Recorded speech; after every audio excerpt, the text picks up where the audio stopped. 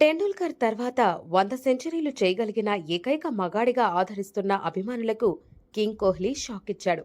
England మైదానంలో కోహ్లీ గర్జన ఇప్పటికీ ఇంగ్లాండ్ కళ్ల ముందు తిరుగుతోందని బెన్ స్టోక్స్ కూడా అంగీకరించాడు.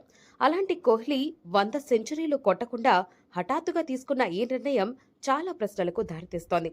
ఆస్ట్రేలియాలో మట్టి కరిపించి పేస్ బౌలింగ్కే పేస్ చూపించిన కెప్టెన్గా చరిత్రలో నిలిచాడు.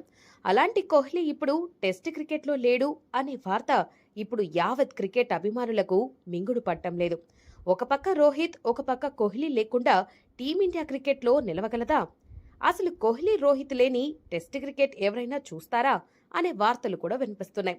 బీసీసీఐ ఎంత ప్రయత్నించినా కోహ్లీ నో చెప్పాడంటే కారణం ఏమై ఉంటుందో? Team India star cricketer Virat Kohli cricket అభిమానులకు షాక్ ఇచ్చాడు. టీమిండియాకు దూకుడు మంత్రాన్ని నేర్పిన విరాట్ కోహ్లీ ఓ రకంగా టెస్టు జట్టులో అగ్రెసివ్ రెవల్యూషన్ తీసుకొచ్చాడు.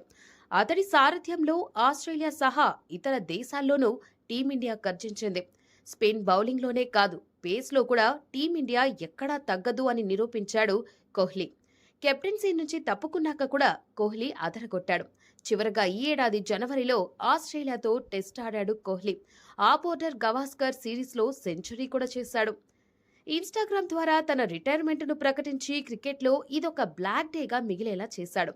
విరాట్ కోహ్లీ ఇన్స్టాగ్రామ్లో ఇలా రాసుకొచ్చాడు: నేను 14 ఏళ్ల క్రితం తొలిసారిగా టెస్ట్ క్రికెట్ జెర్సీ ధరించాను.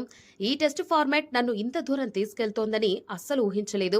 అది నన్ను పరీక్షించింది, నన్ను తీర్చిదిద్దింది, నా జీవితానికి సరిపడా పాఠాలను నేర్పింది. తెల్లని దుస్తులు ఆడటం నా మనసుకు చాలా ప్రత్యేకమైంది. నిశ్శబ్దంగా చేసిన కృషి, సుదీర్ఘమైన రోజులు, ఎవరూ చూడని చిన్న క్షణాలు నాతో ఎప్పటికీ ఉంటాయి. అలాంటి టెస్ట్ ఫార్మాట్ నుంచి దూరం కావడం నాకంత తేలిక కాదు. కానీ ఈ నిర్ణయం సరైనదే అనిపిస్తోంది. నేను ఈ ఫార్మాట్ కోసం ఎంతో ఇచ్చాను. అది నేను ఊహించిన దానికంటే ఎక్కువే ఇచ్చింది. మనసు నిండా సంతృప్తితో, కృతజ్ఞతా భావంతో ఈ ఫార్మాట్ నుంచి వైదొలుగుతున్నా. వెనక్కి తిరిగి నా టెస్ట్ కెరీర్ చూసుకుంటే నా మూములో చిరునవ్వు కనిపిస్తుంది.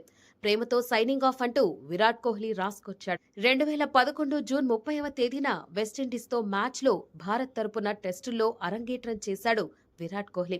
సుమారు 14 ఏళ్ల టెస్ట్ కెరీర్లో అద్భుత ప్రదర్శనతో చాలా మ్యాచ్ల్లో అదరగొట్టారు. కెప్టెన్సీలోనూ భారత టెస్టు జట్టును నెంబర్ 1 ర్యాంకుల్లో చాలా కాలం నిలబెట్టాడు. భారత్ తరపున విరాట్ కోహ్లీ 123 టెస్టులు ఆడాడు. 46.85 అద్భుత సగటుతో 9,230 పరుగులు చేశాడు. 30 సెంచరీలు, 31 అర్ధ శతకాలతో కోహ్లీ అదరగొట్టాడు.